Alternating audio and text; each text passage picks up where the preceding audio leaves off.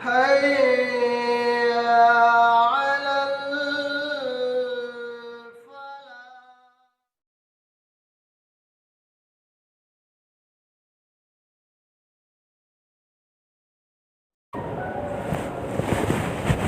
السلام عليكم ورحمة الله وبركاته.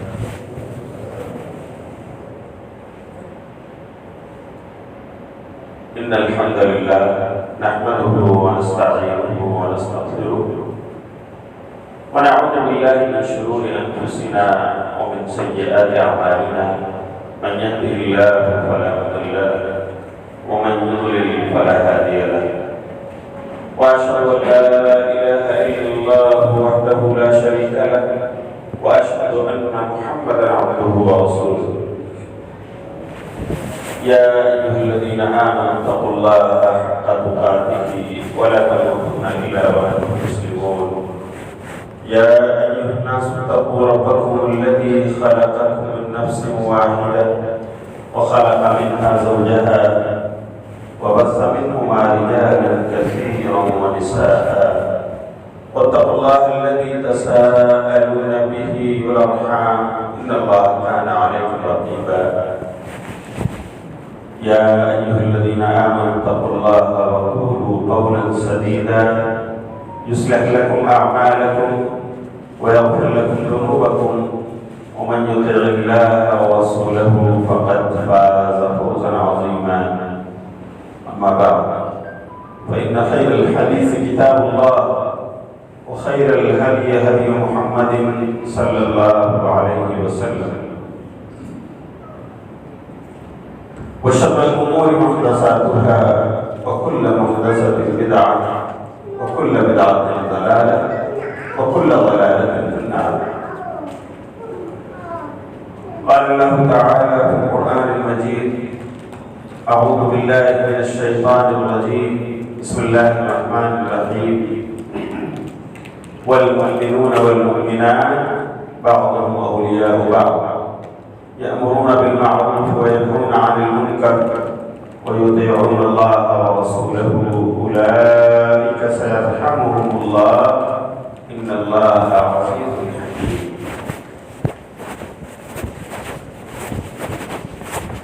سبحانك لا علم لنا إلا ما علمتنا إنك أنت العليم.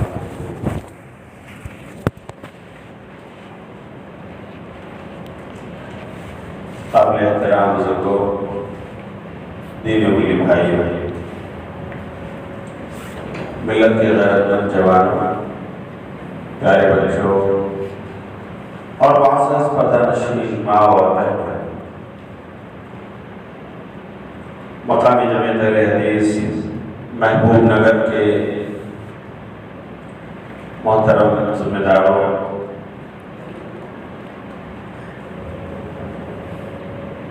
یہ میری لیے سعادت مندی ہے کہ میں اللہ کی توفیق سے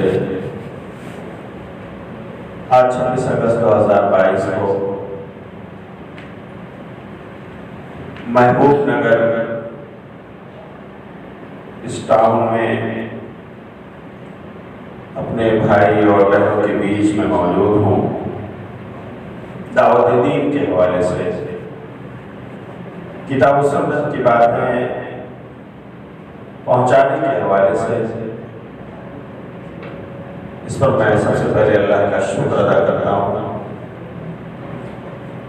کہ اسی کی توفیق سے کار خیر انجام پذیر ہوا،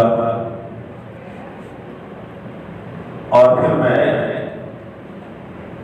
جامع مسجد اہل حدیث کے محبوب نگر کے تمام ذمہ داروں کا بے شکر گزار ہوں، بالخصوص یہاں کی مقامی جامع اہل حدیث،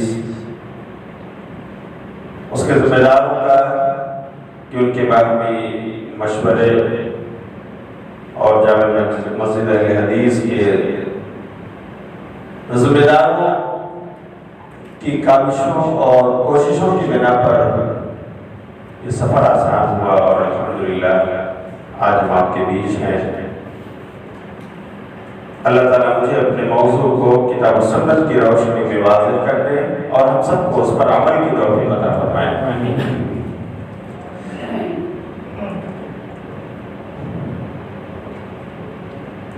آج اس بس میں ہمارا موضوع ہے گھروں کا ماحول خوشگوار بنانے میں خواتین اسلام کا کردار۔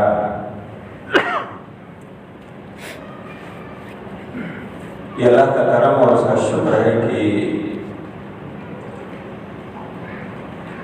خواتین کے اندر روحانی بیداری پیدا کرنے کے لیے،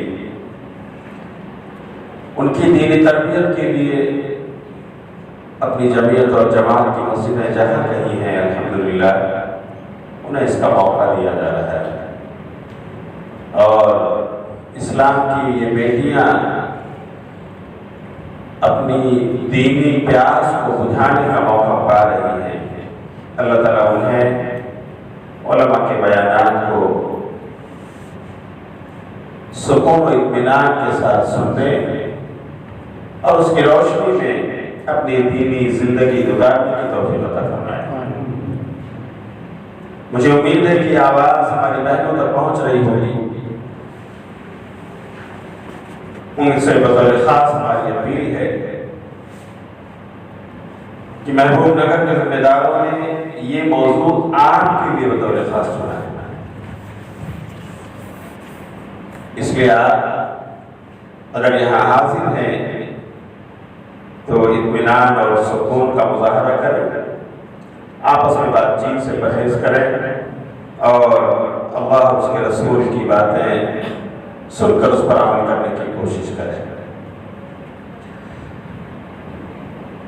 سب سے پہلے ہم اس موضوع میں یہ جان لیں کہ خواتین اسلام اللہ رب العالمین نے شریعت میں ان کو کیا مقام دیا ہے۔ دراصل اگر آپ دیکھیں تو ایک خاتون سماج کی چلتی ہوئی گاڑی کا ایک ویل ہے۔ بتائیے اگر اس خاتون کو اس ویل کو الگ کر دیا جائے تو یہ سماج کی گاڑی آگے بڑھے نہیں۔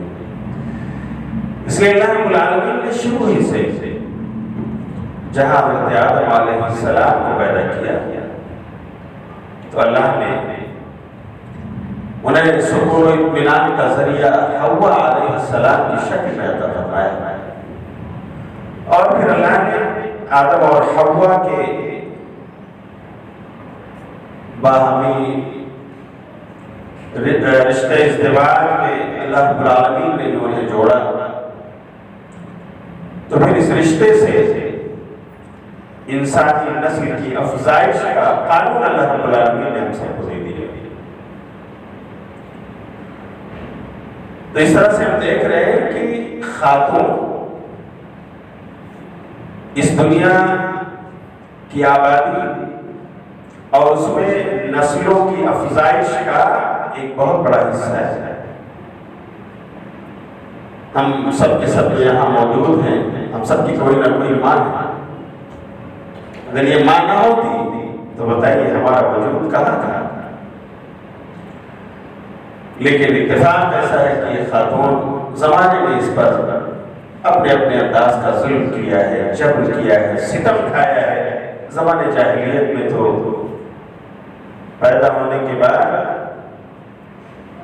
زندہ گڑا کھود کر دفن کر دیا جاتا تھا، یا کسی کنویں میں ڈال کر نجات حاصل کر لی جاتی تھی، اس ڈر سے کہ کسی دن یہ بچی بڑی ہوگی ہمیں کسی کو اپنا داماد بنانا پڑے گا۔ اور میرے بھائیوں،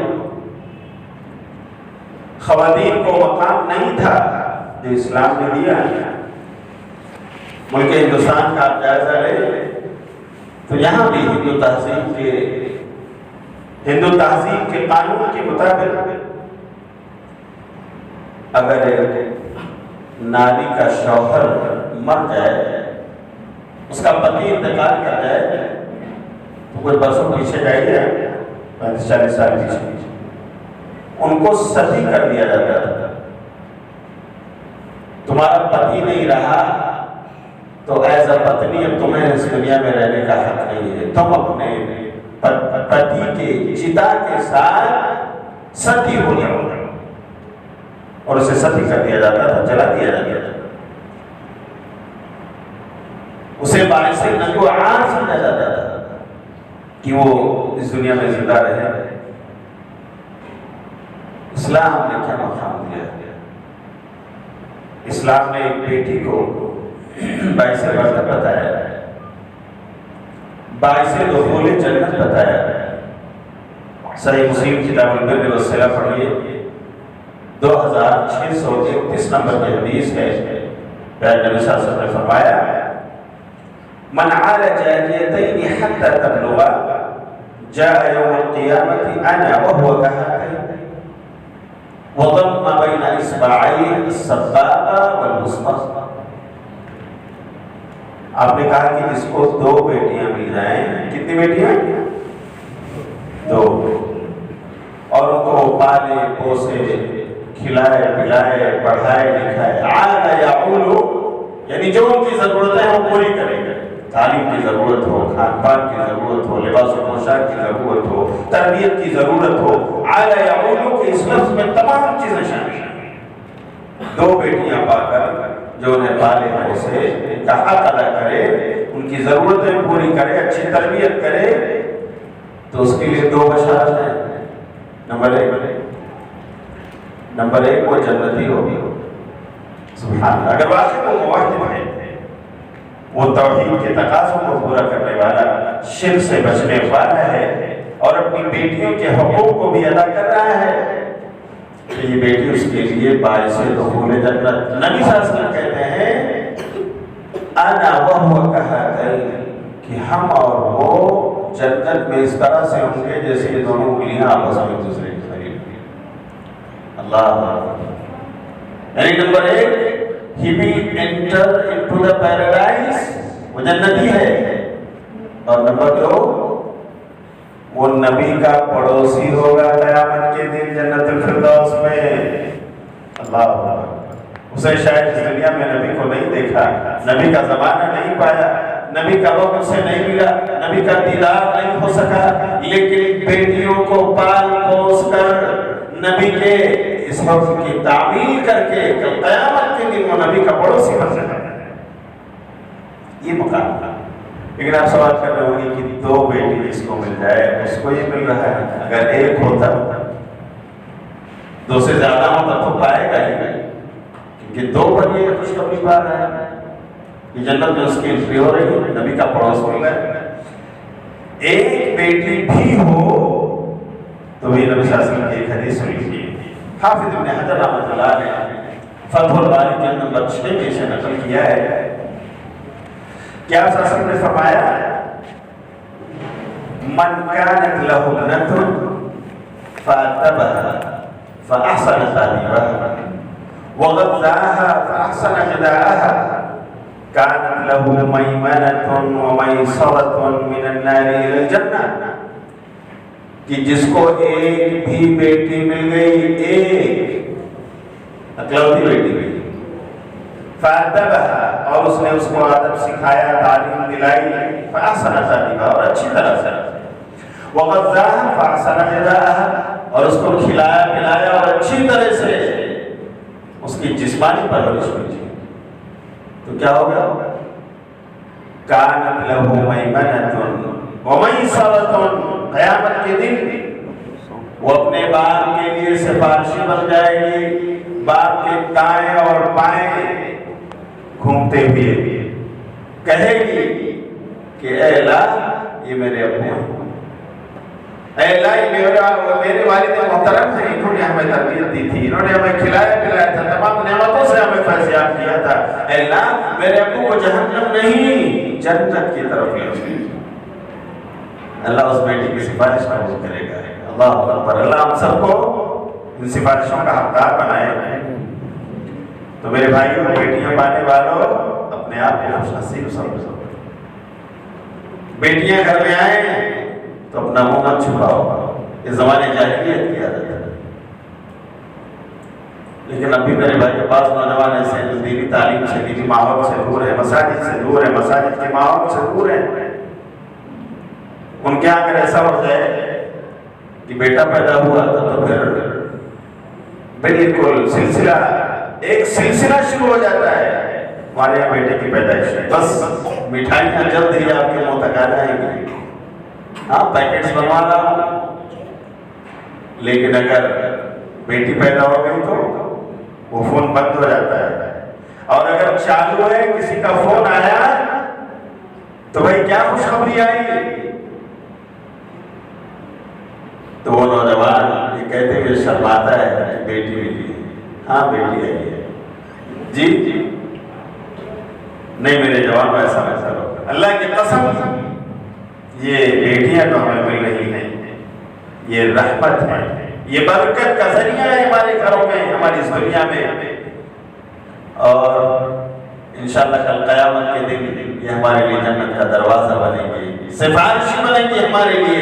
یہ پیارے نبی صلی اللہ علیہ وسلم کی بات ہے.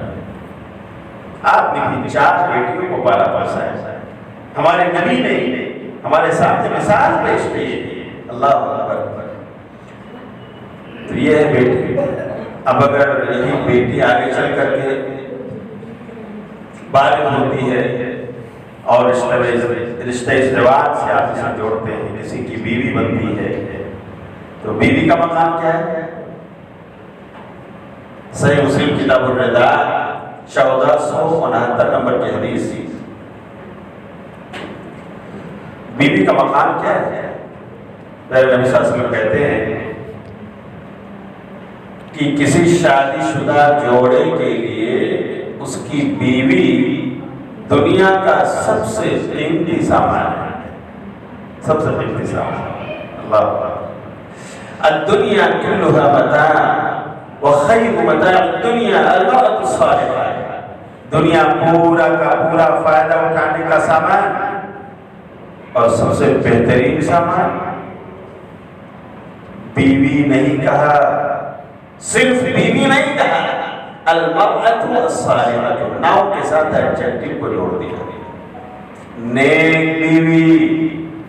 اس لیے کہ جب وہ نیک ہوگی تو اذان ہونے پر آپ کو جگائے گی، آپ کے لیے وضو کا پانی تیار کرے گی. ٹھنڈک ہے تو ٹھنڈک کے موسم میں آپ کے لیے پانی گرم کر کے پیش کرے گی.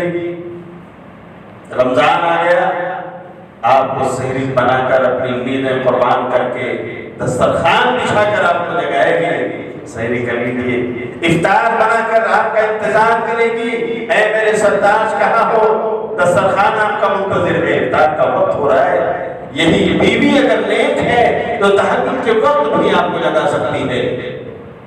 تو میرے بھائیو، نیک بیوی یہ دنیا کا سب سے قیمتی سامان ہے کسی شادی شدہ انسان کے لیے. اللہ ہمیں ان کے قدر کی توفیق عطا فرمائے. کبھی کبھی ہمارے نوجوان ناقدری کرتے ہیں، جہیز وغیرہ کا معاملہ لے کر ان پر سلف کھاتے ہیں. ایسا مت کرو، اللہ کے لیے ایسا مت کرو. یہ اللہ کی طرف سے انعام ہے، اگر وہ نیک ہیں اور ملی ہے ہم کو، اللہ کی قسم وہ اللہ کی طرف سے ایک نعمت ہے. ہمیں ان کی قدر کرنی چاہیے، ہمیں ان کا حق کیا ہے سمجھ کر اسے ادا کرنے کی کوشش کرنا چاہیے. اگر ہم ایسا کریں گے تو واقعی یہ بیویاں اسی دنیا کے اندر ہمارے لیے سب سے قیمتی سامان ہونے کا حق ادا کریں گے. اور اگر شادی کے بعد اللہ تعالیٰ نے اس خاتون کی گود بھر دیا اور وہ ماں بن گئی تو ماں کا مقام کیا ہے؟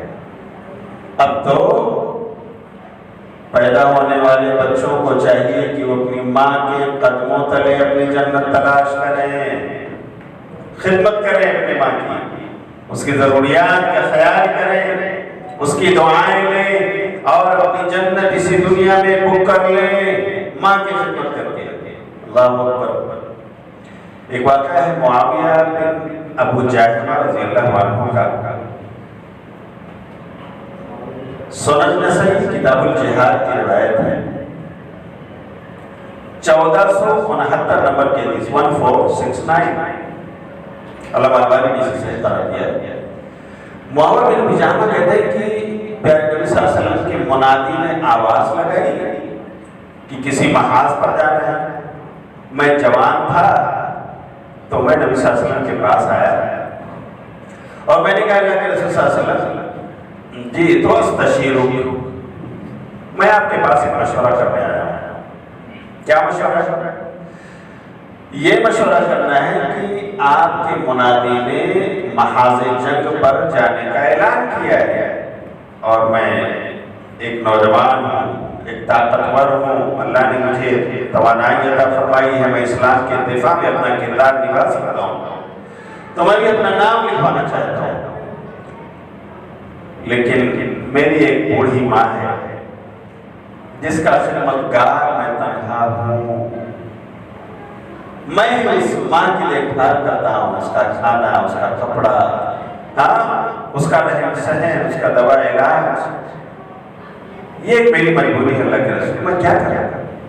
جی تو استشیرک یا رسول اللہ، اللہ کے رسول مشورہ لینے آئے۔ تو نبی صلی اللہ علیہ وسلم نے کیا کہا؟ دیکھو وہ مرد مجاہد جہاد میں جانے کے لیے نام رجسٹر کرانے آیا ہے، لیکن دوسری طرف ماں ہے جس کے گھر میں بوڑھی ہوئی، جسے اپنے جوان بیٹے کی خدمت کی ضرورت ہو۔ پیارے نبی صلی اللہ علیہ وسلم کہتے ہیں فَالْزَمْهَا فَإِنَّ الْجَنَّةَ تَحْتَ قَدَمِهَا، جاؤ اپنی ماں کے ساتھ چمٹے رہو، اسی کی خدمت میں اپنے وقت کو گزارو، کیونکہ جنت اسی کے قدموں تلے ہے، تمہاری جنت اسی کے قدموں تلے ہے۔ اللہ یہاں جہاد سے عظیم کام کا پیارے نبی صلی اللہ علیہ وسلم کی حدیث میں پتہ چلا کہ ماں کی خدمت، تو یہ ہے ماں کا مقام۔ اس لیے ہمارے جوانوں کو چاہیے کہ اپنے ماں باپ کا رتبہ مرتبہ پہچانے، ان کی خدمت کر کے جنت حاصل کرنے کی کوشش کریں، ان کی دعائیں لینے کی کوشش کریں۔ اللہ کی قسم ماں باپ کی دعائیں اگر اس دنیا میں ملی اللہ اسپیشلی قبول فرماتا ہے۔ آپ کو مختلف مرحلوں میں ماں باپ کی دعاؤں کی وجہ سے اللہ کامیابیاں دیتا ہے، چاہے آپ کے دنیا کے ایگزامز ہوں، دنیا کے انٹرویوز ہو، دنیا کی تجارت ہو، دنیا کا بزنس ہو، دنیا کا کاروبار ہو، دنیا میں جاب ہو، یا کس انداز میں بھی رشتے سے جڑنا ہو، ماں باپ کی دعائیں لے کر کے دیکھیں، اللہ کی طرف سے ضروری عطا فرماتا ہے۔ لیکن بہت سارے بدقسمت محروم قسمت ہمارے نوجوان ہماری سوسائٹیوں میں وہ ماں کی قدر نہیں کرتے، ماں کی باتوں کو ٹھکرا دیتے ہیں، ماں باپ کو عزت و مقام نہیں دیتے، اس لیے کہ وہ جاب کر کے سیلری لے کر آتے ہیں، اس لیے کہ وہ بزنس کرتے ہیں، پیسہ کماتے ہیں، ماں کا کوئی ویلیو نہیں، باپ کا کوئی ویلیو نہیں۔ کبھی کبھار تو ایسے بدقسمت بھی نہیں کہ اپنے ماں باپ پر ہاتھ اٹھا دیتے ہیں، اس سے بڑی بدقسمتی میرے بھائی اور کیا ہو سکتی ہے؟ اس لیے ہمیں ان خواتین کا رتبہ اور مقام پہچاننا ہے۔ یہ خواتین اگر اپنے مقام اور رتبے کی یہ بات سن رہی ہے تو سوال یہ ہے کہ گھروں میں اس کے ماحول کو خوشگوار بنانے میں ان کا کردار کیا ہے، یہ جانیں، سمجھیں، ان سے نبھائیں۔ اصل موضوع یہ ہے اس زمانے کی خواتین نے اپنا کردار نبھایا اور سماج سوسائٹی میں ان کے گھروں میں میرے بھائیوں بہاریں، محبت کی بہاریں، وفاؤں کی بہاریں، خوشحالی کی بہاریں، اللہ کی رضا کی بہاریں، نبی کی خوشنودی کی بہاریں۔ آج بھی خواتین اپنا اچھا کردار اپنے گھروں میں پلے کریں تو آج بھی ہمارے گھروں میں خوشی و مسرت کی شادمانی کی بہاریں آ سکتی ہیں اور ان سے محظوظ ہو سکتے ہیں۔ آپ نے اماں خدیجہ رضی اللہ تعالیٰ عنہ کا نام سنا ہے؟ بتاؤ جوانوں کون ہے اماں خدیجہ رضی اللہ عنہ؟ جی پیارے نبی صلی اللہ علیہ وسلم کی پہلی زوجہ جن کی شادی نبی صلی اللہ علیہ وسلم سے 40 سال کی عمر میں ہوئی، پیارے نبی صلی اللہ علیہ وسلم 25 سال کے تھے، اور یہی وہ زوجہ ہیں آپ کی بیوی کہ جن سے اللہ نے آپ کو 4 بیٹیاں عطا فرمائیں، زینب، رقیہ، ام کلثوم، فاطمہ رضی اللہ عنہ، اور اللہ رب العالمین نے ان سے 2 بیٹے بھی عطا فرمائے، قاسم اور عبداللہ، جن کا بچپن میں انتقال ہو گیا، اور یہی وہ اکیلی بیٹی ہیں جن کے ہوتے ہوئے ان کی زندگی میں پیارے نبی صلی اللہ علیہ وسلم نے کوئی دوسری شادی نہیں، ان کی وفات کے بعد آپ کی دوسری شادیاں ہوئی ہیں۔ اللہ، اس عظیم بیوی کے احسانات اتنے تھے کہ نبی صلی اللہ علیہ وسلم اسے گناتے اور رشک کرتی تھی ازواج مطہرات۔ عائشہ رضی اللہ تعالیٰ عنہ کہتی ہے اللہ کے رسول خدیجہ کے واقعات کو بیان کرتے ہمیں رشک ہوتا کہ ہائے خدیجہ کتنی عظیم خاتون تھی، کیا کردار نبھایا تھا خدیجہ نے۔ آپ سوچو ساتھ میں اس دنیا کی عظیم ہستی ہے پیارے نبی صلی اللہ علیہ وسلم، 25 سال کے جوان ہیں، اور عائشہ اور خدیجہ رضی اللہ تعالیٰ عنہ کی شادی نہ تھی۔ پھر نبی صلی اللہ علیہ وسلم جستا جستا رفتہ رفتہ آپ کی عمر بڑی بڑی اور آپ 40 سال کو پہنچتے ہیں تو غار حرا میں آتے جاتے ایک دن اتفاق سے حضرت جبریل آ گئے۔ اللہ تعالیٰ کو نبی بنانا تھا، اس لیے اپنے نبی کو چن لیا تھا، اس نے عبادت کا خوگر بنا دیا تھا اپنے نبی کو۔ غار حرا میں نبی صلی اللہ علیہ وسلم حضرت جبریل آئے اور آپ کو بھیجا اور کہا پڑھو۔ میں نبی قاری، میں پڑھنا نہیں جانتا۔ صحیح بخاری کتاب بدء الوحی حدیث نمبر 3 یہ واقعہ ہوا۔ دوبارہ حضرت جبریل علیہ السلام نے اس تنہائی کے عالم میں، اس پہاڑی کی گفا میں پیارے نبی صلی اللہ علیہ وسلم کو پھر سے بھیجا اور کہا پڑھو۔ میں نبی قاری، میں تو پڑھا ہوا نہیں۔ اللہ میرے بھائی، تنہائی میں اگر کسی کے ساتھ ایسا معاملہ ہوگا جس سے انسان کبھی نہ ملا ہو، بتاؤ اس کی کیفیت کیا ہو گیا۔ تیسری مرتبہ حضرت جبریل کہتے ہیں اقرأ باسم ربک الذی خلق خلق الانسان من علق اقرأ وربک الاکرم الذی علم بالقلم علم الانسان ما لم یعلم۔ تیسری مرتبہ بھیجتے ہیں اور کہتے ہیں پڑھو اپنے رب کے نام سے جس نے پیدا کیا، جس نے انسان کو علق سے لوتھڑے سے پیدا کیا۔ پڑھو، آپ کا رب تو بڑا بزرگ ہے جس نے قلم کے ذریعے سے علم سکھایا ہے اور انسان کو وہ کچھ بتایا جو انسان نہیں جانتا۔ یعنی پیارے نبی صلی اللہ علیہ وسلم کو نبوت کا تاج یہاں ملا، لیکن اس کے بعد کا معاملہ یہ ہے کہ آپ ڈرے سہمے ہانپتے کانپتے اپنے گھر پہنچتے ہیں، غار حرا سے اتر کر آتے ہیں۔ اما خدیجہ رضی اللہ تعالیٰ عنہ سے کہتے ہیں خدیجہ سب ملونی مجھے چادر اڑا دو، مجھے چادر اڑا دو۔ وفادار بیوی حضرت خدیجہ چادر لاتی ہیں، آپ کا بستر ٹھیک کرتی ہیں، آپ کو اس پر سلا دیتی ہیں، آپ پر چادر ڈال دیتی ہیں، لیکن آپ کی کیفیت دیکھ کر بہت فکر مند ہے۔ ایک وفادار بیوی اپنے شوہر کو بیمار دیکھ کر، اپنے شوہر کو فکر مند دیکھ کر، اپنے شوہر کو کسی طرح کی پریشانی میں دیکھ کر تڑپتی ہے اور کوشش کرتی ہے کہ میں یہ تکلیف کیسے دور کر سکوں۔ اللہ نے اسی لیے تو اس کو باعث تسکین دل بنایا، باعث سکون دل کہا تھا رب العالمین۔ تھوڑی دیر کے بعد نبی صلی اللہ علیہ وسلم اپنے چہرے سے چادر ہٹاتے ہیں، خدیجہ آ کر بیٹھ جاتی ہیں۔ خدیجہ رضی اللہ تعالیٰ عنہ پوچھتی ہیں اے میرے سرتاج کیا ماجرا ہے، آپ کیوں آج اتنا ڈرے ہوئے ہیں؟ نبی صلی اللہ علیہ وسلم کہتے ہیں اتنی خشیت والا نفسی یا خدیجہ، اے خدیجہ مجھے تو اپنی جان کا خطرہ محسوس ہو رہا ہے، میں اپنی جان پر خطرات محسوس کر رہا ہوں۔ ایک بیوی کا کردار دیکھیں اپنے گھر کے ماحول کو خوشگوار بنانے کے لیے وہ خدیجہ اپنا تاریخی جملہ ادا کرتی ہے جو عام موجود ہے، کہتی ہیں کلا واللہ ہرگز ایسا نہیں ہو سکتا، اللہ کی قسم ہے۔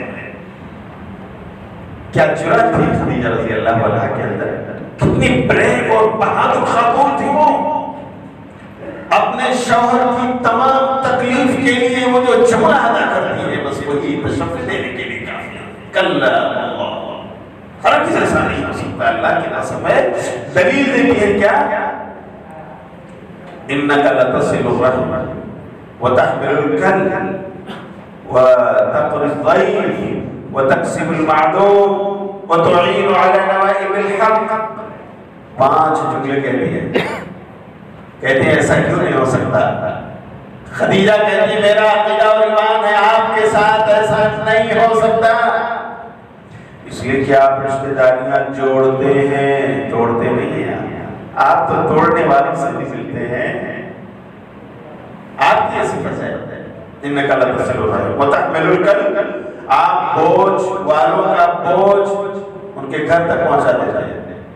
لوگوں کی مدد کرنے پر آپ لگے رہتے ہیں، ان کی دعائیں آپ لیتے ہیں. وتحمل الکل وتکسب المعدوم. نہ کمانے والے کسی معذور، کسی محتاج، کسی ہینڈی کیپ کے لیے آپ کمانے کا ذریعہ بن جاتے ہیں. آپ سفارش کر دیتے ہیں، ان کے لیے انتظام ہو جاتا ہے. وتقری الضیف. آپ مہمانوں کی مہمان نوازی کرتے ہیں، اللہ جو کچھ آپ کو دیتا ہے. آپ اتنے بڑے سوشل ورکر ہیں، اتنی دعائیں آپ کو ملتی ہیں، آخر اللہ کیسے ضائع کرے گا؟ اور آخری جملہ کیا کہتی ہے؟ وَتُعِينُ عَلَى نَوَائِبِ الْحَقِّ. اور آپ حق کی راہ میں آنے والی پریشانیوں پر لوگوں کی مدد کرتے ہیں، لوگوں کی، انسانوں کی، سماج والوں کی مدد کرتے ہیں. اللہ اکبر. یہ 5 جملے جو خدیجہ رضی اللہ تعالیٰ عنہا نے ادا کیے، میرے بھائی میری بہنوں ذرا سوچو پیر نبی صلی اللہ علیہ وسلم کے لیے کتنے تسلی بخش جملے تھے. اپنا وہ گھر نبی صلی اللہ علیہ وسلم کا جہاں پر آپ کی غم اور تکلیف اسے دیکھی نہ جا رہی تھی. اما خدیجہ رضی اللہ تعالیٰ عنہ نے جسے بھانپ لیا تھا اپنے گھر کے ماحول کو خوشگوار بنانے کے لیے، اپنے شوہر کی تکلیفوں کے لیے. میرے بھائیوں خدیجہ کا جملہ ایک علاج بن گیا. اور اتنا ہی نہیں، صرف یہی نہیں کیا خدیجہ رضی اللہ عنہا نے کی تسلی دے دی، ڈھارس بندھا دیا اور نبی صلی اللہ علیہ وسلم کو ہمت عطا کرنے میں انہوں نے مدد عطا فرمائی. نہیں آگے سے کہتے ہیں کہ چلیے ہم اپنے چچا زاد ورقہ بن نوفل کے پاس کرتے ہیں. ان کے پاس اللہ کی آسمانی کتابوں کا علم ہے، ہم اسے مشورہ کرتے ہیں. نبی صلی اللہ علیہ وسلم کو اپنے شوہر اور سرتاج کو لے کر ورقہ بن نوفل کے پاس پہنچتے ہیں جو اس وقت حیات تھے، انجیل کے اچھے ماہر اور ایکسپرٹ تھے، عالم تھے اس وقت. اب جا کر کہتے ہیں کہ آپ ذرا اپنے بھتیجے کی خبر لو. اس طرح سے آج ہم نے ان کو پریشان پایا ہے. تمام ماجرا ورقہ بن نوفل سنتے ہیں کہ کیا ہوا، اور اس کے بعد جانتے ہیں کیا کہتے ہیں. ورقہ کہتے ہیں کہ یہ تو وہی ناموس اعظم ہے، وہی فرشتہ ہے جو موسیٰ اور عیسیٰ کے پاس آیا کرتا تھا، یہی آپ کے پاس آیا ہے. اللہ اللہ. یعنی آپ کو نبوت اور رسالت کی بشارت سنائی انہوں نے، اور پھر یہ بھی کہا کہ محمد صلی اللہ علیہ وسلم کاش میں اس وقت زندہ رہتا جب آپ کی قوم آپ کو اپنے شہر سے شہر بدل کر دے گی تو میں آپ کی مدد کرتا. لیکن اما خدیجہ کہتی ہیں کہ ورقہ اتنے دنوں تک زندہ نہ رہ سکتے. نبی صلی اللہ علیہ وسلم نے جب ہجرت کیا اس موقع تک زندہ نہ رہ سکتے، وفات ہو گئی.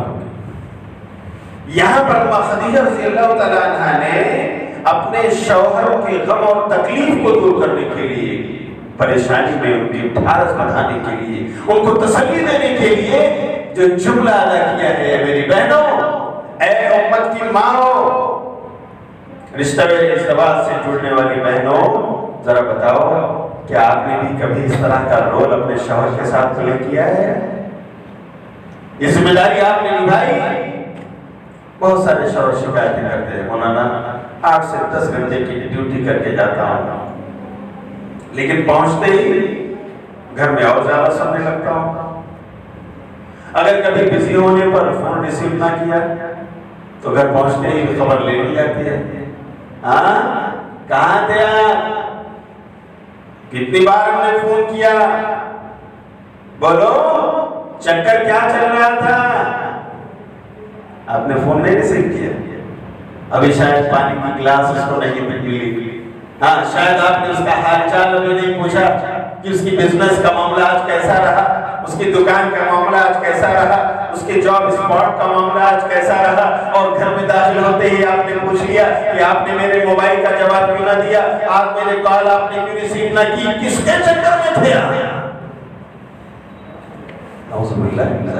آپ کا کردار یہ ہے میری بہن، بحیثیت ایک شادی شدہ خاتون آپ کی مجھ سے یہی جملہ ادا ہو رہا تھا، کاش آپ سے پوچھتے کہ میرے سردار پریشانی کیا ہے، آج آپ ریسیو نہ کر سکے میرا فون، آئیے پانی پیجیے، کھانا کھا لیجیے، بات کرتے ہیں، کاش آپ یہ گلاس بھرا ہوا پانی لے کر اس کے پاس حاضر ہوتے، مسکراتے لب اور چہرے کے ساتھ اپنی مسکراہٹ سے اس کی تکلیف آپ دور کر دیتی، ایسا کر سکتی تھی لیکن آپ نے نہیں کیا۔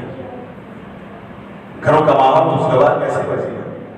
خدیجہ رضی اللہ تعالیٰ عنہ کو اپنے لیے آئیڈیل بنائیے، اسوہ بنائیے، اور ان کی راہ پر چلنے کی کوشش کیجیے کہ وہ جنتی خاتون ہوں۔ اللہ تعالیٰ ہمارے سماج کی بہنوں کو خدیجہ کی سیرت پڑھنے اور اس پر عمل کرنے کی توفیق عطا فرمائے۔ اسی طرح آپ دیکھیں، یہ تو حضرت خدیجہ تھی رضی اللہ تعالیٰ عنہ جو نبی صلی اللہ علیہ وسلم کے گھر کی خاتون، آپ کی زوج مطہرہ تھی۔ صحابہ رضی اللہ عنہ مجمعین کی زندگی بھی آپ کی تھی، وہاں پر کس قسم کی قربانی اپنے شوہروں کے لیے، اپنے شوہر کا گھر بسانے کے لیے خواتین نے انجام دیا۔ آپ نے حضرت ام سلیم رضی اللہ تعالیٰ عنہ کا نام سنا ہوگا، ام سلیم، یہ حضرت انس بن مالک رضی اللہ تعالیٰ عنہ کی ماں ہے، کیا نام ہے؟ ام سلیم۔ ام سلیم ان کی شادی انس کے والد کے انتقال کے بعد حضرت ابو طلحہ انصاری سے مدینے میں ہوئی، اور ابو طلحہ انصاری سے بھی اللہ نے ان کو اولاد عطا فرمائی۔ ایک بیٹا تھا جس کا نام تھا ابو عمیر۔ نبی صلی اللہ علیہ وسلم جب کبھی مسجد نبی کو آتے جاتے اور ابو عمیر کہیں راستے میں نظر آتے تو نبی صلی اللہ علیہ وسلم وہاں رکتے تھے اور اس بچے کے ساتھ تھوڑا سا کھیل کا ماحول، یا ابا عمیر ما فارق نغیر، ابو عمیر تمہاری سپائرو کہاں ہے، تمہاری چڑیا کدھر ہے؟ نبی صلی اللہ علیہ وسلم سے مذاق کرتے ہیں بچپن میں۔ ایک بار ایسا ہوا کہ ابو عمیر بیمار ہو گئے اور ان کے ابو طلحہ انصاری سفر پر گئے۔ اسی دوران ابو عمیر کی تکلیف زیادہ بڑھ گئی اور اس قدر وہ تکلیف بڑھی کہ اس بچے کا انتقال ہو گیا۔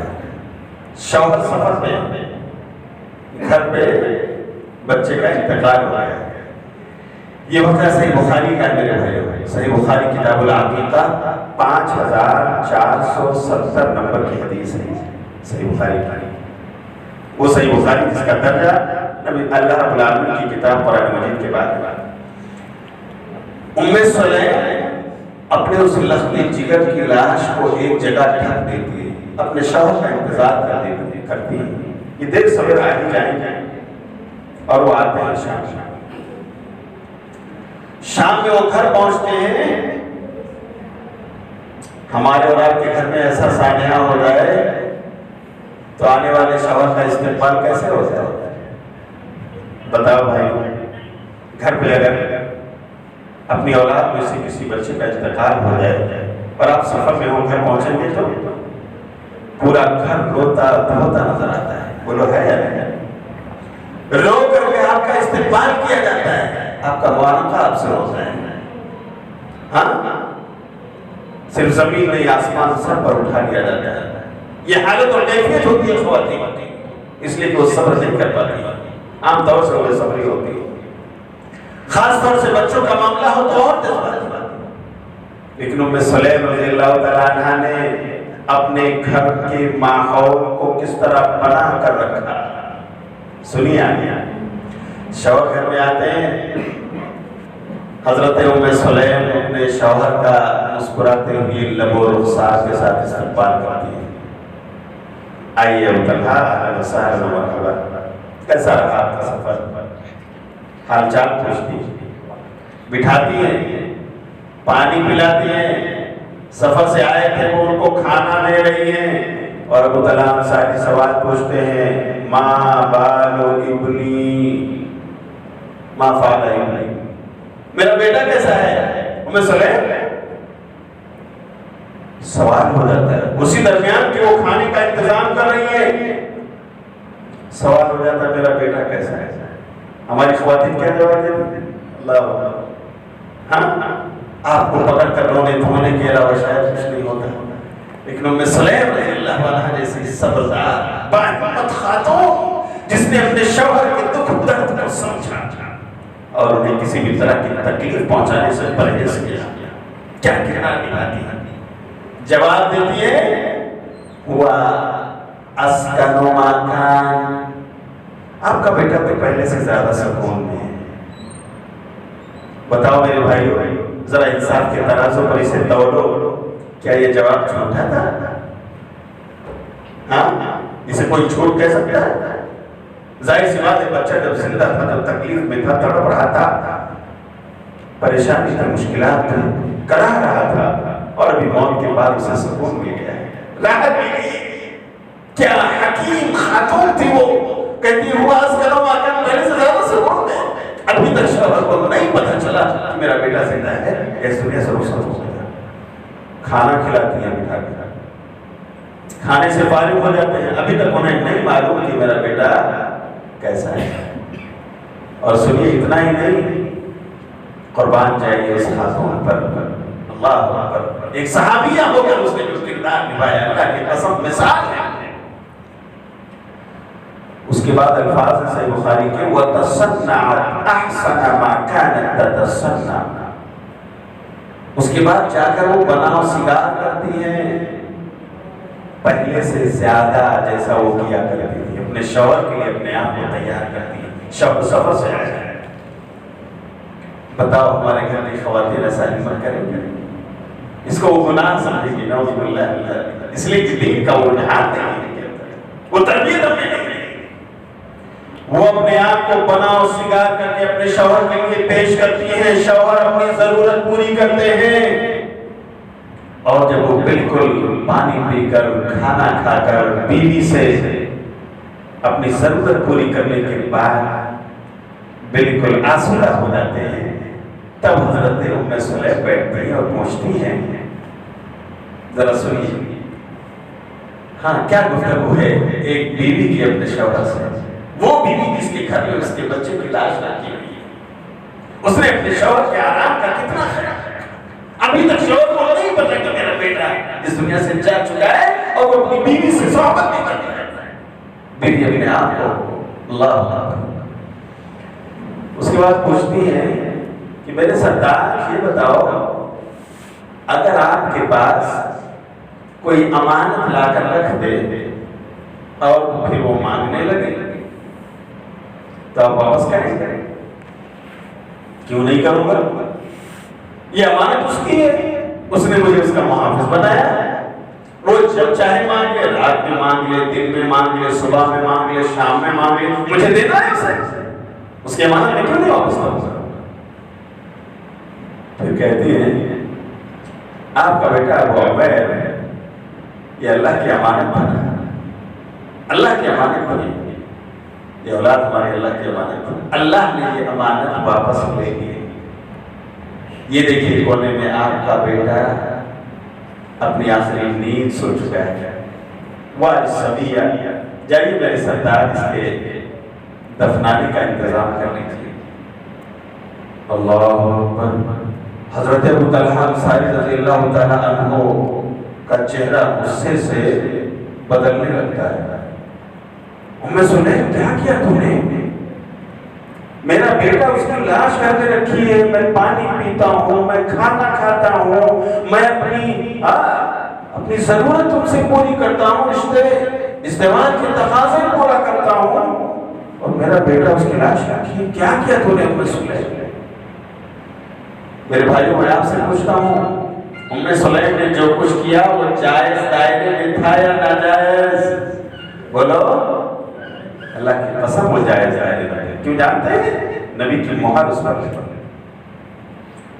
جاتے ہیں، پیارے نبی صلی اللہ علیہ وسلم کے پاس بدر میں پہنچتے ہیں اور سارا ماجرا کہہ سناتے ہیں، اللہ کے رسول میں آیا تھا سفر سے، میری اہلیہ نے، میری زوجہ نے نہیں بتایا، میرے گھر میں بچے کی لاش رہتی تھی، وہ میں نے کھانا بھی کھایا، پانی بھی پیا، رشتہ ازدواج کے تقاضے میں نے پورے کیے، بیوی سے میں نے صحبت کی۔ اللہ کے رسول مجھے اچھا نہ لگا۔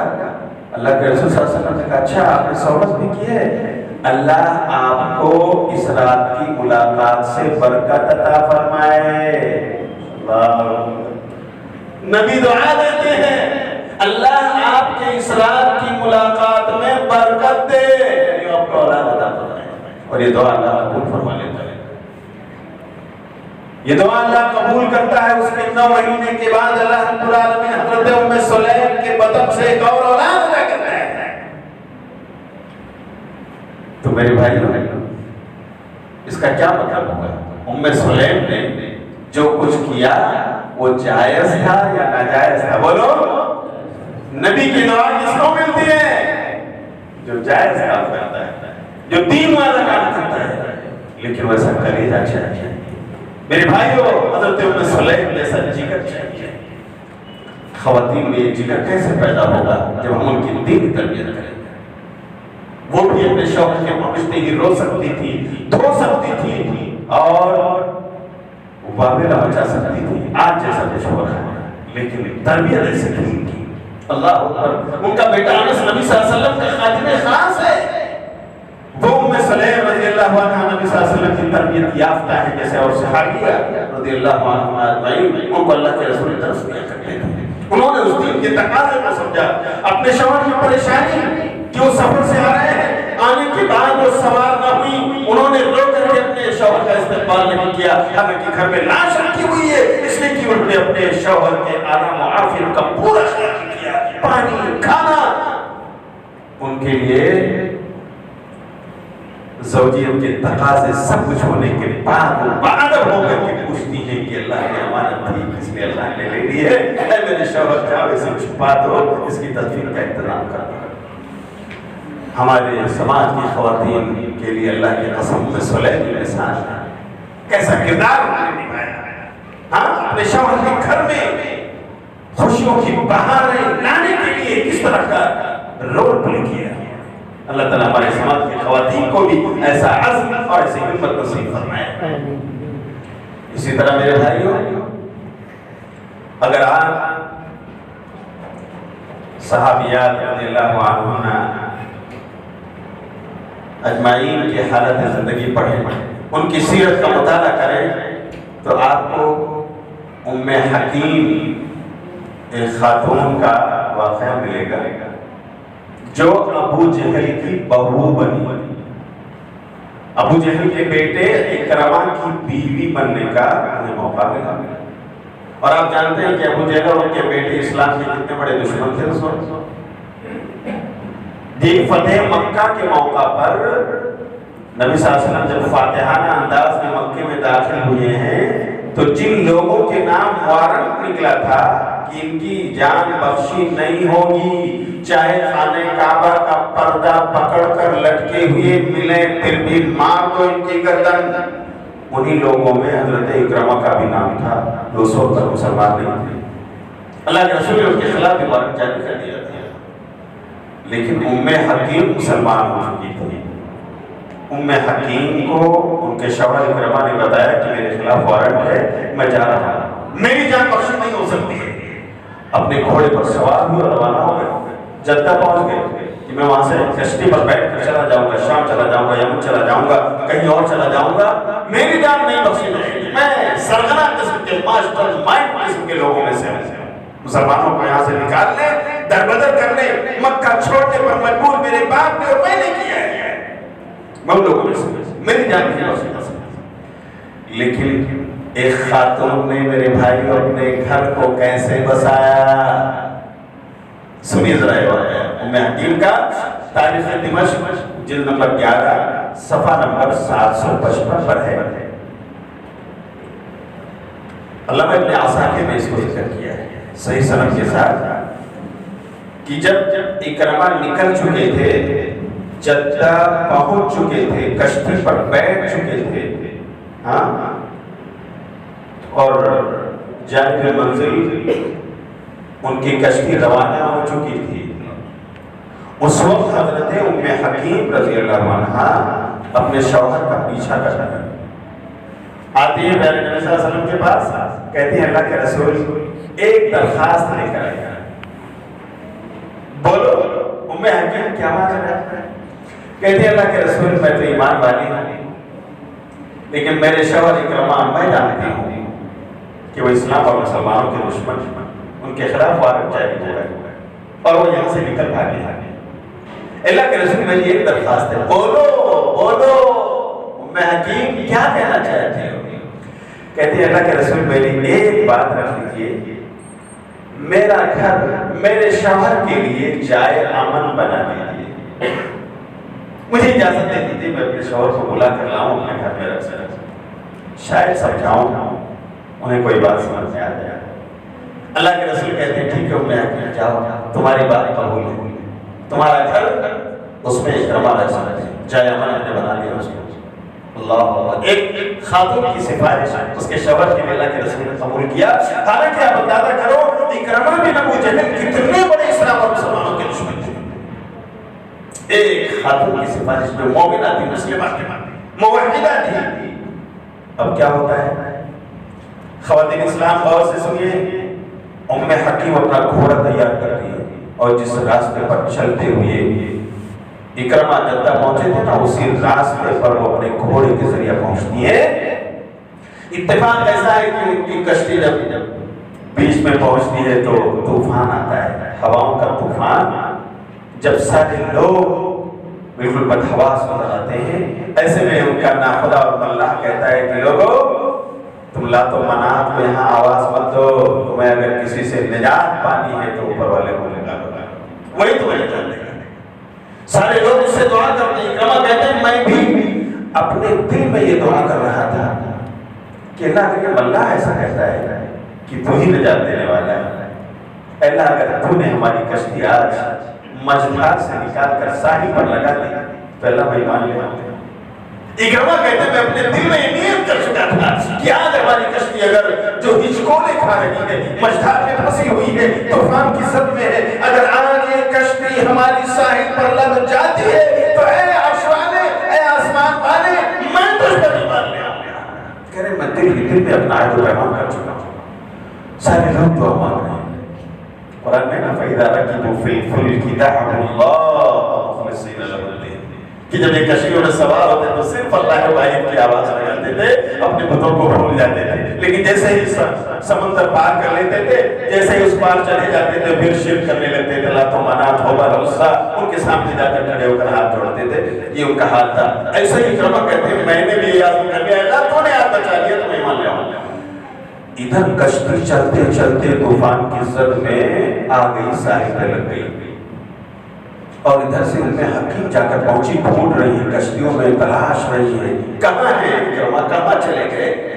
اتفاق سے نظر پڑتی ہے اکرمہ وہاں کشتی میں بیٹھے ہیں۔ اکرمہ ام حکیم میری پیاری بیوی تم ہو؟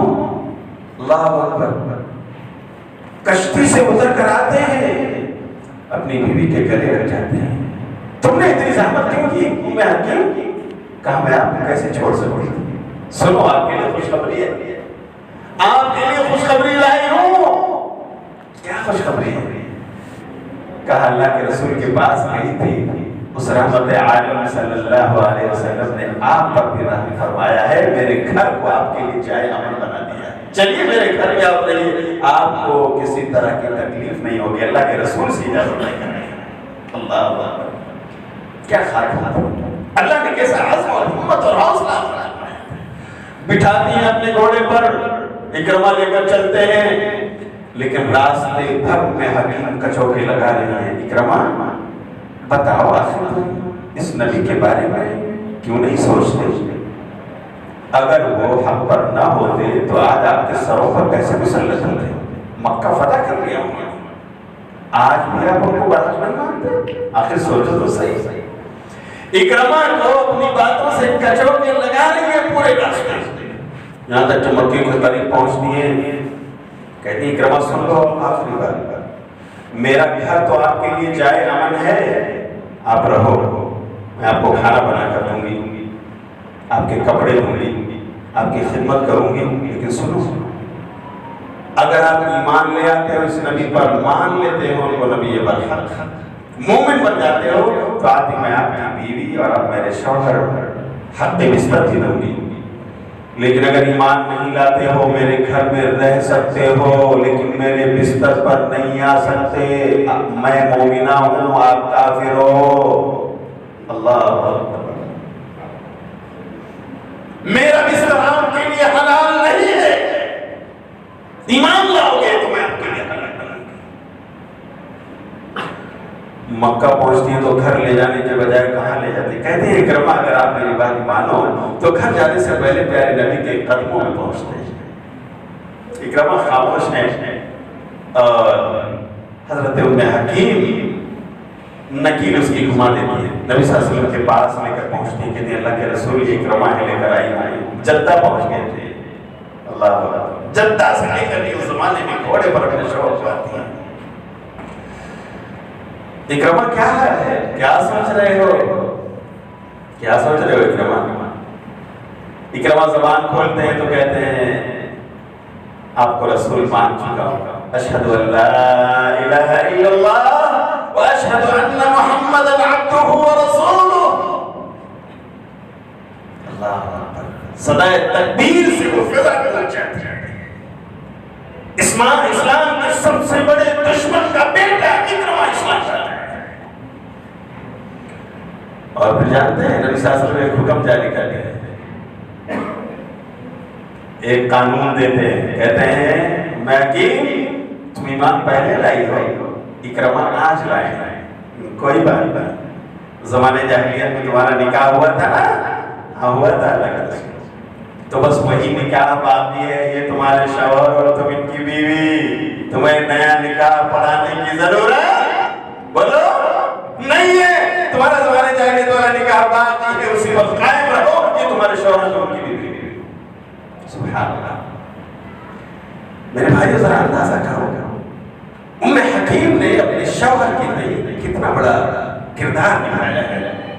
آج ہمارے گھر کی بہنیں کہتی ہیں کہ مولانا کیا کریں، ہم بہت پریشان ہیں، ہمارے شوہر بیڑی پیتے، سگریٹ پیتے، نہیں چھوڑتے، گھر میں بیٹھ کے پیتے، ہمیں بھی پریشان کرتے، بچوں سے منگاتے، اور پھر بچے کو ڈانٹتے بھی ہیں کہ تم مت پینا، اور کچھ ایسے بھی ہیں جو شراب پیتے ہیں۔ کتنی خواتین ہیں ممبئی کی سرزمین میں، آپ سارے وہاں کا سن لیں، کتنی خواتین ہیں بیچاریاں جو خود کماتی ہیں اپنے شوہر کے لیے، اور وہ نالائق شام کو جا کر کے پھر اپنی بیوی سے لڑ جھگڑ کر پھر وہ ڈرنک کرتا ہے۔ اس طرح کی مظلوم و ستائے خواتین جو اس دھرتی پر جی رہی ہیں۔ تو اللہ کے رسول صلی اللہ علیہ وسلم نے ان دونوں کے نکاح کو باقی رکھا۔ اس سے ہماری خواتین کو سبق لینا چاہیے کہ اگر ایک خاتون کا کردار اتنا عظیم ہو سکتا ہے کہ وہ سمجھا بجھا کر اپنے کافر اور مشرک شوہر کو اسلام کی نعمت سے سرفراز کروا سکتی ہے، اس کا دھرم اور مذہب تبدیل اگر ہو سکتا ہے اس کے کہنے پر، اس کے سمجھانے پر، تو ہمارے گھر کی خواتین کو بھی اپنی زبان بہت مہذب اور مؤدب انداز میں کھولنے کی جرات کرنی چاہیے، اپنے شوہر کو سمجھانے کے لیے کہ سگریٹ اور بیڑی اس کا نقصان کیا ہے، کیوں پیسے برباد کر رہے ہو، پھیپھڑے کا کینسر کیوں مول لے رہے ہو، آخر تمہاری وجہ سے تمہارے بچوں کو، تمہارے گھر والوں کو بھی تو تکلیف ہو سکتی ہے، اور کہاں سے اس کے جواز کا فتویٰ تمہیں ملا؟ یہ خبیث چیزوں میں سے ہے، اس سے بچو، اپنا پیسہ اس کے پیچھے برباد نہ کرو۔ تم اگر پیسہ خرچہ کرتے ہو تو اللہ کی قسم تم جستا قسطوں میں خودکشی کر رہے ہو۔ رپورٹیں بتا رہی ہیں، WHO کی رپورٹ ہے کہ وہ لوگ جو دخان یعنی سگریٹ نوشی کرتے ہیں، بیڑیاں پیتے ہیں، چرس اور گانجے سے جڑے ہوئے ہیں، سال بھر میں کتنے لوگ اس طرح کے ہیں جو مرتے ہیں اور ہاسپٹل سے ان کی رپورٹ جاتی ہے۔ میری بہنوں ذرا سمجھاؤ تو صحیح، اپنی زبان کھولو تو صحیح، دلیل دو تو صحیح۔ اللہ نے آپ کو بھی جگر دیا ہے، دل دیا ہے، آخر سچی بات کہنے میں کون سی گستاخی؟ بس شرط یہ ہے کہ باادب ہو کر کہو، گستاخی نہ کرو، اچھے انداز میں کہو۔ ہو سکتا ہے ایک گھر ایسا ہو کہ جس میں بیٹا نمازی ہو، پڑھا لکھا ہو، اور اس کا باپ جاہل اور پڑھا لکھا نہیں، وہ بے نمازی ہو۔ ایک بیٹا اپنے باپ کو سمجھا سکتا ہے، نماز پڑھنے کے بارے میں کہہ سکتا ہے، لیکن باادب ہو کر سمجھانا چاہیے، مہذب ہو کر سمجھانا چاہیے۔ اپنے باپ کو ڈانٹنا، ڈپٹنا، گستاخی کرنا اس وقت بھی اس کی اجازت نہیں ہے۔ ایسے ہی ہے خواتین اسلام، آپ بھی اپنا رول پلے کرو، اپنے گھروں کا ماحول خوشگوار بنانے کے لیے سچ باتیں کہنے کی ہمت کرو، لیکن ادب کے دائرے میں سلیقے مند ہو کر کے۔ اللہ کی قسم آپ کی بات سنی جائے گی۔ اور میں یہاں سے بات آپ کے حوالے کر دوں، واقعات جو صحابیات کے بہت ہیں، لیکن آپ کا یہ عذر کہ ہم کیا کریں، ہم تو خاتون ہیں، جب ہم باپ کے یہاں تھی تو باپ کی زیر نگرانی ہمیں باپ کی سننی پڑتی تھی، ان کی کرنی پڑتی تھی، اور جب ہم شادی شدہ ہو کر گھر میں آ گئی ہے تو یہاں شوہر کی زیر نگرانی ہے، ان کے ماتحت ہیں، ہمارے اوپر ان کی حکومت چلتی ہے، اس لیے بہت ساری چیزیں ہم چاہتے ہوئے بھی نہیں کر پاتی، اور بہت ساری چیزیں ہمیں کرنا پڑتا ہے مجبور جو ہمارے شوہر چاہتے ہیں۔ بہت ساری خواتین اس طرح کا عذر پیش کرتی ہیں کہ میں تو حجاب پہننا چاہتی ہوں، نقاب پہننا چاہتی ہوں، اور ایک دینی اور اسلامی خاتون بن کر رہنا چاہتی ہوں، لیکن میرے شوہر کہتے ہیں کہ نہیں، آج تو شادی ہے، آج تو ولیمہ ہے، وہاں پر نقاب کیوں، وہاں پر حجاب کیوں، یہ میں 10,000 کا جوڑا جو تمہارے لیے لے کر آیا ہوں، اسی لیے کسی پردے کے پیچھے چھپا لو، نہیں آج یوں ہی چلو تو میں چلی گئی۔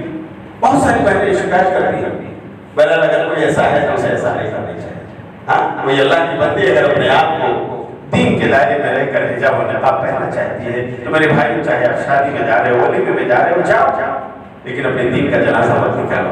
اللہ کے لیے اللہ کی بندیوں کو مجبور نہ کرو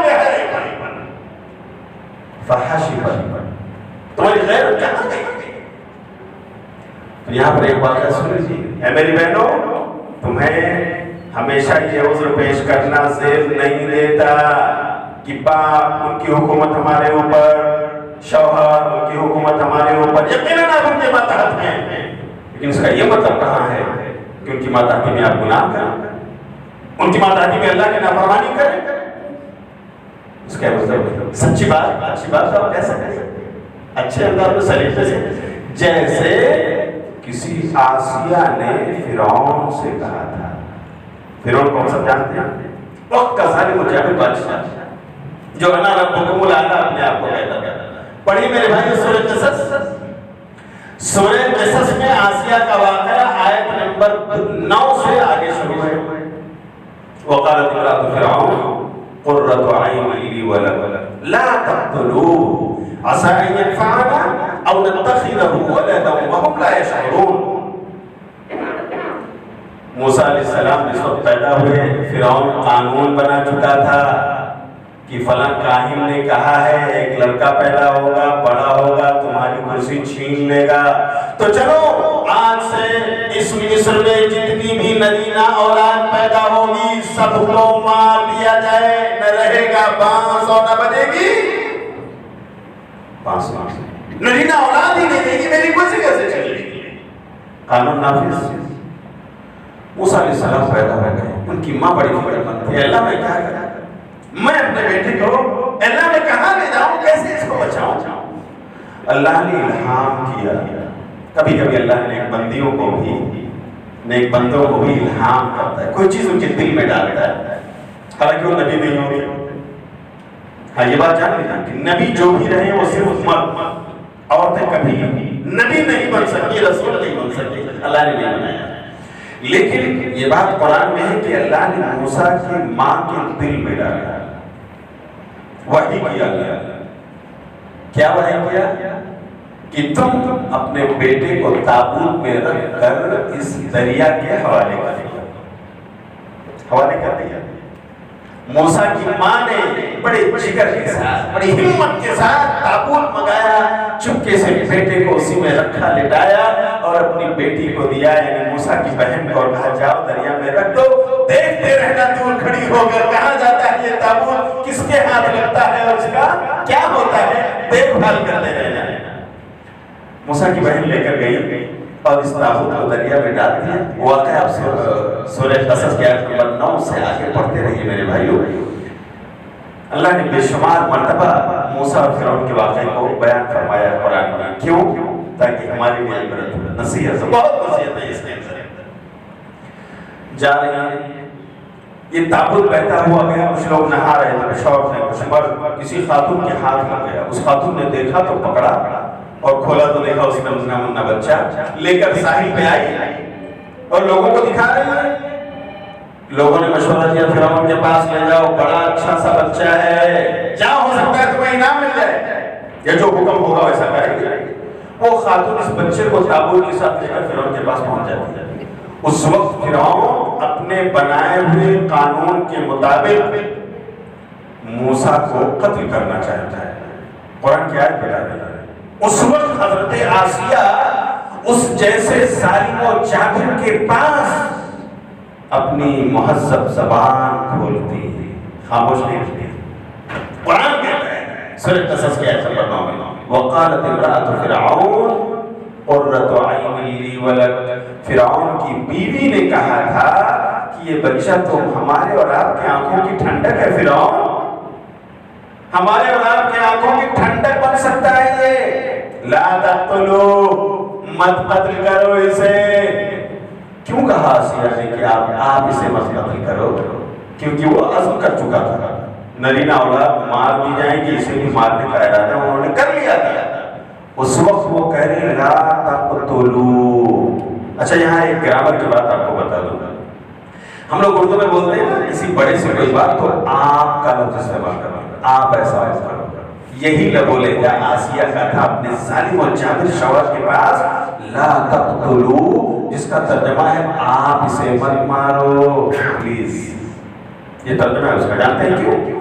اس لیے کہ جب 1 to 1 کسی کو آرڈر دینا ہوتا ہے تو وہاں لا تقتلوا نہیں کہا جاتا. لا تقتل، تم مت قتل کر اسے، لا تقتل ایک آدمی کے لیے.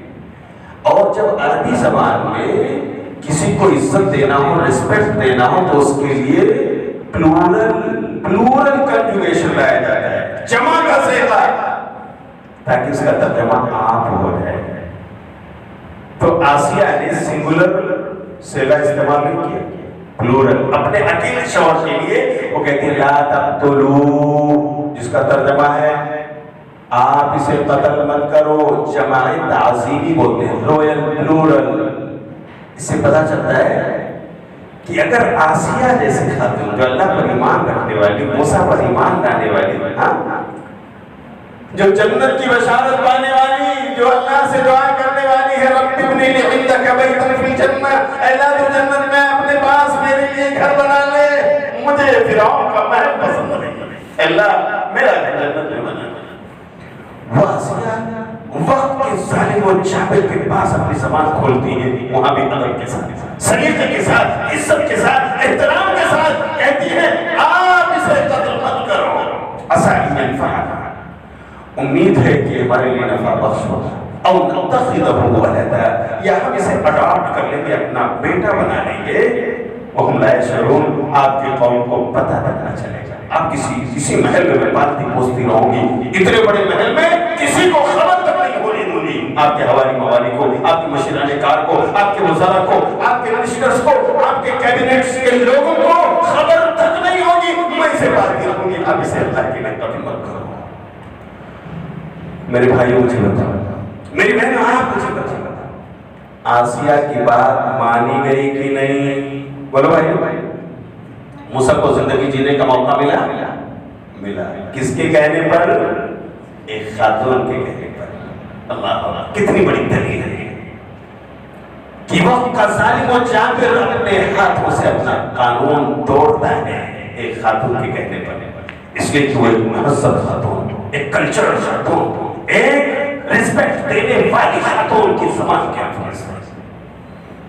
تو اگر ظالم و جابر جیسا انسان جو اپنے آپ کو رب کہتا تھا، رب اعلیٰ کہتا تھا، اگر اس نے اپنے ہاتھوں سے بنایا ہوا اپنا قانون خود توڑا اور ایک خاتون کے کہنے پر توڑا، تو میری ماں اور بہنوں، اے امت کی بیٹیوں، اے اسلام پر چلنے والیوں، ذرا بتاؤ تم اپنے شوہر سے بات ہو کر نہیں کہہ سکتے کہ نماز پڑھی؟ اللہ کا غضب نہ مول لیجیے، بے نمازی مت ہوئے، اللہ کے یہاں رسوائی آپ کو نہ ہونا۔ آپ بیڑی سگریٹ سے بچے، یہ شراب نوشی کہاں کی اللہ تعالیٰ لے کر رہا ہے؟ اللہ کے غضب کو کیوں آپ بلا رہے ہیں؟ جنت کی شراب سے محروم ہو جائیں گے۔ میری بہن کو ذرا سمجھاؤ تو صحیح۔ اللہ کی قسم گھروں کا ماحول خوشگوار بنانے میں آپ کا کردار اتنا اہم ہے جیسے آسیہ کا کردار۔ آسیہ کے بولنے پر ایک انسان کو زندگی جینے کا موقع ملتا ہے۔ موسیٰ علیہ السلام بڑے بڑے ہیں، اللہ نبوت عطا کرتا ہے اور آسیہ ایمان لے کر کے آتی ہے، مومنہ بن جاتی ہے، اور پیغمبر صلی اللہ علیہ وسلم کی حدیث میں وہ 5 جنتی خواتین میں سے ایک ہے۔ اللہ رب العالمین نے ان کے کہنے کے مطابق جنت ان کا گھر اللہ نے بنا دیا، جنتی خاتون بن گئی پیغمبر صلی اللہ علیہ وسلم۔ تو میری بہنوں، کہنے کو بہت کچھ ہے لیکن نصیحت حاصل کرنے کو اتنا ہی کافی ہے۔ اللہ تعالیٰ ہمیں کہنے سننے سے زیادہ عمل کی توفیق عطا فرمائے۔ ہمارے سماج کی خواتین کو گھر کے بگڑے ہوئے ماحول، جہاں بیٹی اور ماں کے جھگڑے ہیں، جہاں ساس اور بہو کے جھگڑے ہیں، جہاں بہن بہن کے جھگڑے ہیں، اللہ تعالیٰ انہیں دین کے دائرے میں رہتے ہوئے اپنے معاملات کو حل کرنے اور اپنے گھروں میں خوشگوار ماحول بنانے میں اللہ انہیں اپنا کردار نبھانے کی توفیق عطا فرمائے۔ اللہ ہمارے سماج کے ذمہ داروں کو بھی توفیق دے کہ وہ اپنے گھر کی خواتین کو ان کے دینی علم کے لیے، ان کے روحانی علاج کے لیے ان کا جو حق ہے کہ وہ بھی علماء کا بیان سنیں، تقریریں سنیں۔ اللہ تعالیٰ ہمارے ذمہ داروں کو اس کا انتظام کرنے کی توفیق عطا فرمائے۔ اور میرے بھائی، جب کبھی ایسا موقع ہو تو آپ ان کے لیے وقت نکالیے، ٹائم دیجیے، ان کے لے کر کے آئیے اور علماء کے بیانات سے فائدہ اٹھانے کا موقع دیجیے۔ اس سے آپ کے گھروں میں خوشیوں کی بہاریں آئیں گی اور آپ بھی اسے لوٹیں گے۔ اللہ تعالیٰ ہمیں اپنی ذمہ داری نبھانے کی توفیق عطا فرمائے۔ اے اللہ، وہ لوگ جو ابھی توحید سے دور، شرک اور بدعت کی راہ پر چل رہے ہیں، اے اللہ تو انہیں اپنی اسی زندگی میں شرک سے توبہ کرنے کی توفیق عطا فرما۔ اے اللہ راہ توحید عطا فرما دے۔ اے اللہ، وہ لوگ جو قرض دار ہیں انہیں اللہ جائز قرض کو پورا کرنے کی کوئی سبیل پیدا فرما دے۔ اے اللہ، وہ لوگ جو بیمار مسسکیاں لے رہے ہیں یا ہاسپٹلائز ہیں، اے اللہ ان کے ساتھ عافیت کا معاملہ فرما، انہیں شفا کامل و عاجل نصیب فرما۔